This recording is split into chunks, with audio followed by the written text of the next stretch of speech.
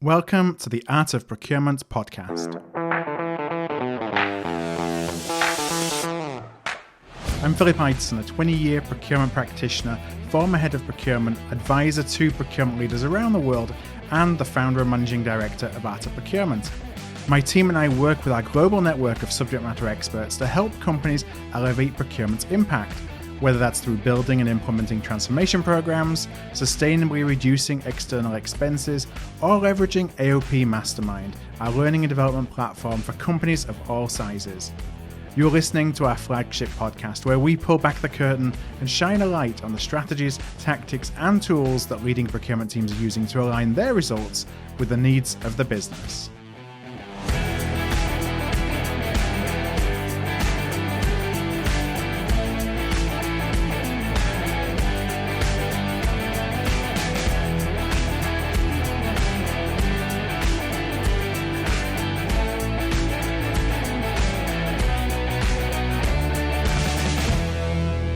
Hi there everybody, welcome to today's Art of Procurement podcast. And with this being the first episode of the month, I am joined as always by Kelly Barner, owner and managing director of Buyers Meeting Point and general manager here at Art of Procurement. So Kelly, thank you for joining me.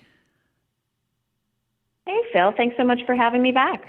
So here we are just entering May 2020. Yeah. What are you seeing as we kind of come out of April into May right now? Well, I think I have to start by saying an expression my grandmother used to say is, see you later, April. Don't let the door hit you in the rear on your way out. I think we're done, right? This has been tough. Everybody has risen to the challenge, but this has been a tough 4, 8, potentially even longer weeks, depending on where in the world you happen to be based. Yeah. And it's been particularly difficult for a lot of individuals whose jobs have been impacted because their role has shifted. They're facing, new communications or teamwork challenges. And in fact, we have a really interesting conversation coming up that you had with Mark Holyoke about what it's like if you either happen to be in the middle of a job move right now, or if you are a hiring manager attempting to interview and compare candidates under these circumstances. Yeah, Mark and I spoke earlier in the week, and that's going to play, I think, a week today, so next Monday. One of the things that I see as we're moving into May is kind of the end of April is this, I don't want to say turning point, because that could allude to a bunch of different things, outside of the world of procurement, but the thought that there's an adaptation to this new normal. Whatever this new normal looks like, but the focus on, okay, we have been running around like headless chickens for the last 2 months trying to secure as much supply as we can, and that isn't going to end tomorrow, but I talk to a lot more companies now who are saying, okay, what do I do next? And honestly, that's one of the reasons why we've been focusing a lot on expense management and risk, whether it's the expense management through the expense management hub that we put together and the content that we built. We're also seeing it from a consulting perspective within our practice, and also risk. I've been working with ISM actually on developing a webinar from a risk perspective, and how can we start thinking about how to really more proactively manage risk in our supply chain. So companies more and more, I think, are turning to those modes and out of firefighting mode. Yeah. Well, and if there's a silver lining, think back to all of the topics that we've discussed over the last years, really, kind of the central theme has been, why does nothing ever change for procurement? We talk about transformation. We talk about all these different types of strategic plans. Well, here we are. Here's the silver lining. Yeah. Literally now everything is different. The entire landscape is being changed. And so if we were looking for change, oh boy, did we get it. Right. Yeah. And it's such a time where we can use that responsibly. Like, it's a time to shine, but that doesn't necessarily mean doing the things that we have always done. How we handle this is really going to drive, I think, the future of the profession, because we've been asking for this spotlight in a lot of companies. That's not to say in other companies, I don't want to paint a broad brush here, but a number of organizations have been looking for that place in the spotlight, and now it's here. It's our time to stand up and lead. Absolutely. And anytime this much change is going on, there are absolutely both long-term effects and huge opportunities for the individuals and teams that are ready to stand up and seize them. Yeah. So let's go into today's conversation. And you and I both just spoke with Brian Seipel, who is a consultant and spend analysis lead at Corcentric.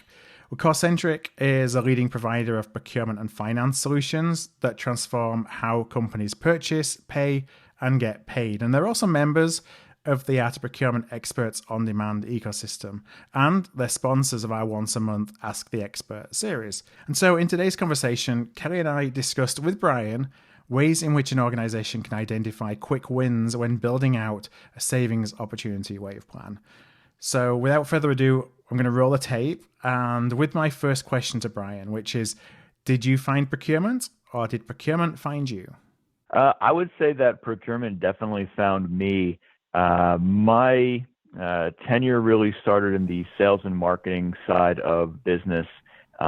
Pretty early on, my boss had asked me, "Hey, we need to look at this new thing called a CRM, and how about you go and find one?" Right. So nothing I was overly familiar with as a kid fresh out of school, but really helped my company find the right CRM tool and implement it. So really, I've been in procurement a pretty long time alongside the sales and marketing side of the house. All right, and it's always interesting when you get that background from outside of procurement. I think it helps maybe contextualize some of the things that you're doing and maybe more empathize with some of the stakeholders and some of the challenges that they feel when they have frustrations in working with procurement. You know what really does? It gives you a chance to see things from the other side of the fence. It's one thing to look for supplier relationships and what works from a procurement standpoint. It's an entirely different thing to be a stakeholder on the front lines and having to actually rely on those relationships. So I think it's good to see both sides of the fence. Well, the conversation that we really teed up for today, and it's something that I think is really important, especially where we are now as organizations are kind of looking towards what's next. And, as they all kind of grapple with all the impact of the coronavirus, is how to really think about identifying and defining quick wins from a cost savings, expense reduction perspective. And I wondered, this is something that you do day in, day out. You have an awful lot of experience in this. So I just wonder if you could share maybe some guiding tips, if you will, onto how to think about building an opportunity assessment and building a wave plan. Certainly. And where I typically start, just as a bit of background on me, a large part of what I do at Corcentric is spend analysis and opportunity assessment. Mm-hmm. So where I typically will recommend starting is doing that full spend analysis, making sure that we see an entire population of spends. We can really start looking for opportunities across the board. When it comes to finding specific strategies or levers, a big bread and butter tool that a lot of procurement relies on is supplier consolidation. It gives you that carrot and stick. The carrot being, hey, if you do well in this event, you win everything. And the stick is you could very well lose your position as an incumbent with us. Mm-hmm. So that's typically where I'll start. In terms of really looking for quick wins among that spend analysis, I think the really important thing to do is consider, how you're classifying the suppliers that you're looking at. So everybody will be familiar with taking a look at classifications in terms of, commodity codes, SIC codes, NAIC codes, UNSPSC. The other really important thing to do is make sure you're classifying the suppliers in terms of what does that purchase mean to you. Typical direction we go is how important is that product to your own ROI and the products and services you sell, and also how likely is it that you'll run into risks in the marketplace when you look for it. Now, how important, you mentioned some taxonomies there. How important is a taxonomy at this stage? Because you can spend an awful long time categorizing all of your spend, obviously. When you're looking for quick wins, you don't necessarily have the months it sometimes takes to do that. So what's the balance between making sure that you have got appropriate and adequate spend categorization so you can action it without necessarily going too far and digging too deep into a perfect taxonomy? Sure. And this is a pretty big topic, and a lot of people do ask, what taxonomy should I use? Should I go with a pre-developed UNSPSC? Should I develop my own from scratch? At this stage in the game, what I typically suggest is really a two-part. One, in terms of the type of categorization we're doing, I think it's fine at this introductory level to use largely a pre-developed taxonomy. But what I do always say, even if you're not developing a new taxonomy from scratch, we do want to make sure that we're looking at category groups and a few rules of thumb. So one of those rules of thumb, are we going to engage two suppliers in the same go-to-market event? Mm-hmm. Would we use the same strategies and negotiation levers when we're working with them? And really, three, do we anticipate roughly an even savings range between the two, all things equal, and success on both parts? If we're saying yes to all three of those, really you should be grouping those suppliers within a specific category. And I think the really important thing here as well, the falling of a SIC code or NAICS codes or UNSPSC is that they're not really built around procurement's needs. Yeah. So the rules of thumb that I'm talking about, that's really kind of a way to say we need a taxonomy that works for procurement and that informs procurement strategy specifically. Mm-hmm. And that might be different than a taxonomy that already exists in the general ledger, for example. Correct. Yeah. And the other issue that I see a lot, a lot of categories and taxonomies can get very, very in the weeds. There's a very strong possibility that people get paralysis by analysis when they're trying to get too deep of a level of detail. Easy example of that, if I'm looking for quick win opportunities, one area that's really strong is office supplies in the admin space. Do I really care how many blue felt tip pens or black ballpoint pens I'm buying, what brand they are? No, that's not necessary at this level. When we're looking to gauge an opportunity, all I want to know is I have, three suppliers in this space. I think they could all benefit from being consolidated and taken out to market competitively. That's what I need to know at this point. The rest is important, but comes later. And Brian, I think it's really interesting that you talked about the fact that even some of the most commonly known taxonomies and categorization structures within procurement were not really built for procurement's purpose. And maybe they don't have the best natural connection between segmenting our spend, segmenting our supply base, and then moving directly from that to actual strategies that we can carry out. How do you recommend that procurement teams look at the way that they're breaking down that spend and to start preparing themselves to actually take action, maybe even looking at the different frameworks and sourcing technologies that they have at their disposal to start thinking about the characteristics of each category of spend and pairing that up with appropriate actions? Sure. I think this is a really important point where procurement needs to, obviously develop some level of subject matter expertise in the categories they're considering, but, B, really starts to develop those internal stakeholder relationships that are going to be critical, not just to understand a category of spend, but also make sure we're working with teams to implement successfully. And I'll give you an example of that.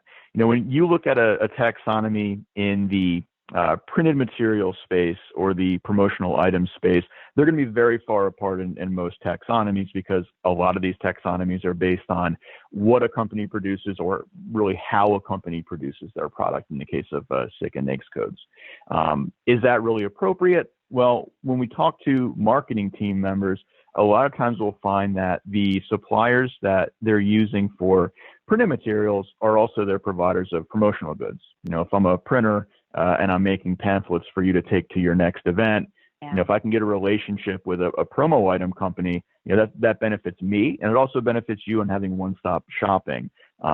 So developing a marketing category taxonomy that's built around what we see in the market is very important.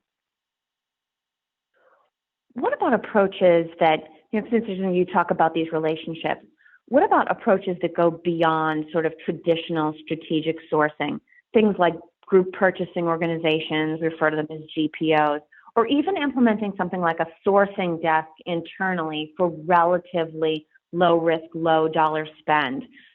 Do those encourage sort of a higher level of spend categorization because you can cover more products and services underneath them? Sure, and I'm actually glad you brought that up. I think a really important area to talk about, really now, but even in the best of times. You mentioned a couple traits, one being low cost items, and two being relatively low risk in the market, so really commoditized items. What we typically find, it's not always that useful to take that traditional strategic sourcing approach with those really high commodity items because there's just not enough meat on the bone. Most times, procurement teams are going to spend a lot more money just managing those purchases than the purchases themselves are worth, right? So when we talk about things like sourcing desks or GPOs or really any process automation or moving things away from procurement's purview, that's helpful. The best we can do to reduce costs among those low spend commodity items is to get them away from procurement. So GPOs, sourcing desks, on the technology side, having something like a punch out catalog and making sure that approval routing is automated to the greatest degree possible. These are all great ways to really streamline the process, A, cutting costs, but B, letting procurement kind of elevate their own role away from the tactical to more of a strategic role within a company itself. Now, as you do that, do you see that there are still savings opportunities to be had in the short term around that? The smaller spend, the tail spend, is it more around demand management and perhaps trying to stop that spend altogether versus doing, 3 bids and a buy and negotiations? But, when you're doing that, you're obviously dealing with a higher volume and the returns, at least on a per transaction basis, aren't as high. Sure. Yeah, we usually will see some level of savings, especially if we're talking about a GPO. Really, your mileage will vary in terms of what you get from a GPO, but certainly for anybody listening who has a smaller company and doesn't have the buying power or leverage that a bigger purchaser will, a GPO is a great way to really tag along and get the value of their spend power. Mm-hmm. Now, when you think about certain categories, so as you've done your spend categorization, so at least you can see where the spend is now, it's categorized. As you're thinking again in the context of those early waves, what kind of characteristics do you look for in a category that suggests that there may be opportunities to at least do some further due diligence when it comes to quick wins and getting quick results? Sure. I'll break this down into really two parts. There's quick wins on an internal perspective and also quick wins on more of an external perspective. When it comes to kind of looking at things we can do within an organization, what I really define as quick win is what can we do to really quickly understand our own inventory and take action that won't necessarily have a high risk to the organization. So I'll give you an example of that. Typically in the telecom space, if you have a good number of phone lines or internet circuits, it can be a lot of work to prepare for a go-to-market event. So going to market with an RFQ or RFP, finding the right suppliers to offer that service, and actually running the event. Everybody's familiar with AT&T and other companies that aren't necessarily the most responsive in the world, so they can drag things out.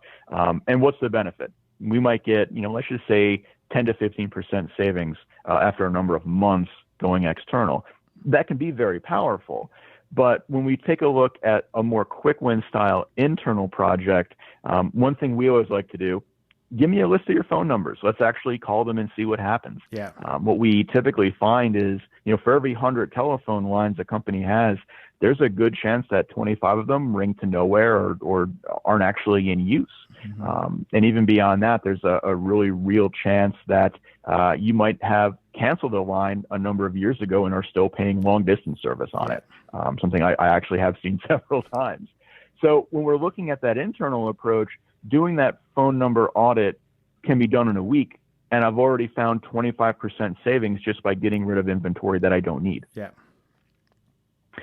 So that's more of the internal side. And on the external side, like we talked about, what can we do on the commoditized product perspective? So things like admin, things like MRO, these are areas that we can very quickly either go to market with a very quick RFQ or go to something like a GPO or a punch-out catalog to really get savings very quickly without having too much of a negative risk impact on our companies. Now, it's interesting, Brian, when you talk about separating out the internal versus external opportunities and remembering that our focus today is on quick wins, right?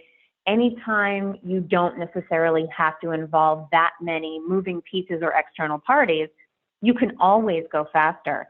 And your story about the phone lines, because I had jotted down a note while you were talking, the 25 out of 100. As a person in procurement, I think I would be so torn between this is literally the best thing that has ever happened to me, discovering this, and thinking, oh my gosh, how did we let this happen? But what an amazing opportunity just to kind of improve sort of the general hygiene and spend management that's taking place. How would you say the opportunity breaks down between what procurement can do purely internally through demand management, like you said, looking at inventory, doing some of this digging through, making sure that you're both getting and need everything that you pay for through a telecom contract? What would you say is sort of the breakout versus what you can do internally versus externally? It's going to vary a lot by category. I would say that, for some categories on the purchase side, or let me ask on the other side, on the service side, a lot of companies are looking at what can I bring in-house, especially on the marketing side. What can we internalize instead of going to a partner with? Anytime there's more of a service-related component, it can be pretty high. When it comes to products, obviously we're looking more at an external event. But I would say for any procurement team that's looking for strategic sourcing opportunities or really comprehensive cost savings opportunities, we're going to want to try to split this 50-50 in terms of our attention. And a lot of times I talked about making sure we have good relationships with stakeholders internally.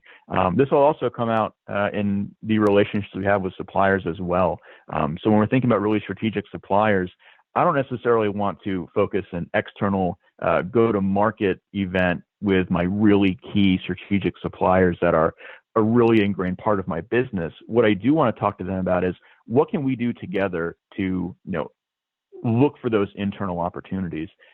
One example of that is if you're a very big purchaser of a strategic supplier's product, what can we do to make updates and customizations to that product that benefit us?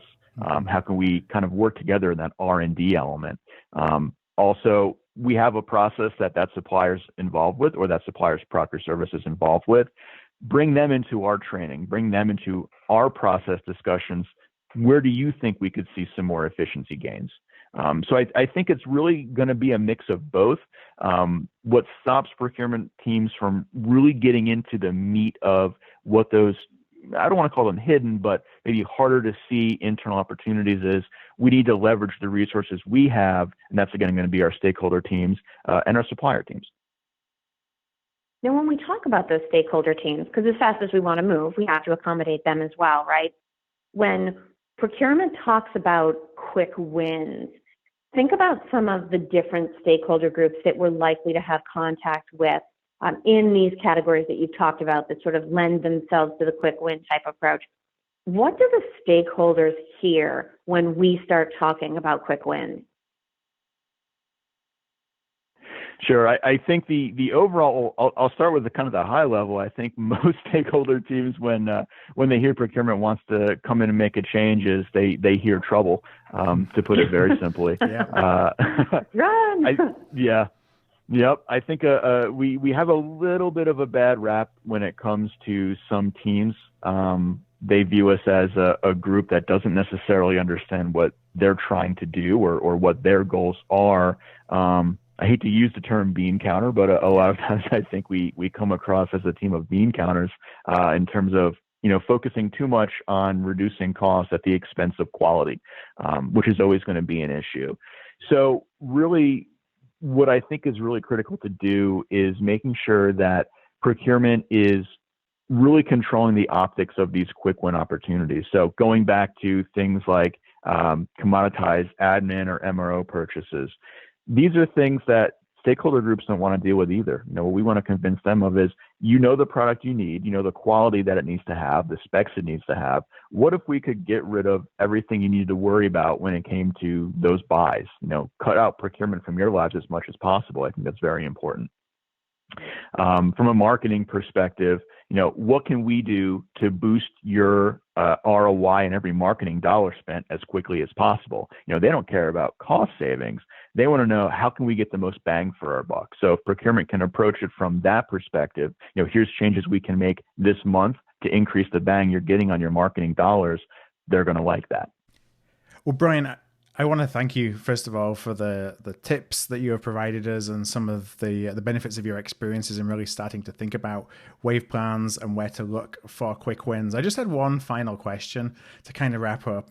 As you're starting to build out your wave plan and you have quick wins on there, what do we really mean by quick? Are we talking about immediate savings? Are you talking about, you're still probably not going to see any return or any benefit from this from 3 months to 6 months? What's kind of the general rule of thumb that you take?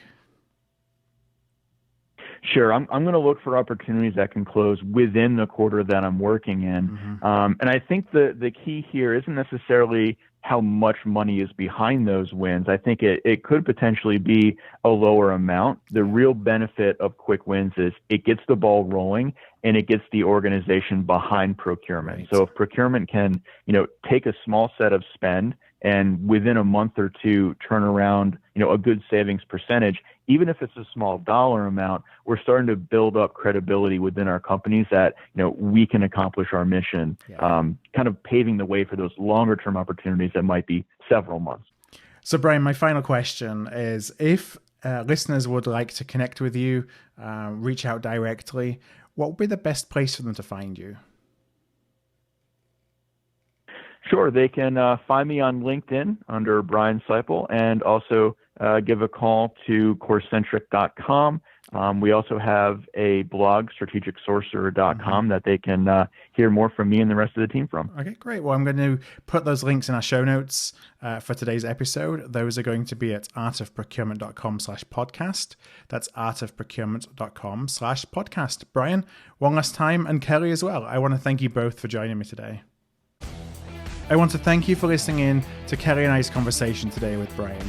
And the big takeaway that I want to highlight, and this is something that we've talked about recently on the podcast, is that the most immediate cost savings opportunities may relate to demand management, or we're paying for services that we don't use, like the telecom example that Brian shared. After all, we save 100% of the money that we don't need to spend. Well, to subscribe to our weekly newsletter and never miss an episode, go to artofprocurement.com/subscribe. And you can also find our back catalogue of 318 podcasts from the past 5 years at artofprocurement.com/podcast.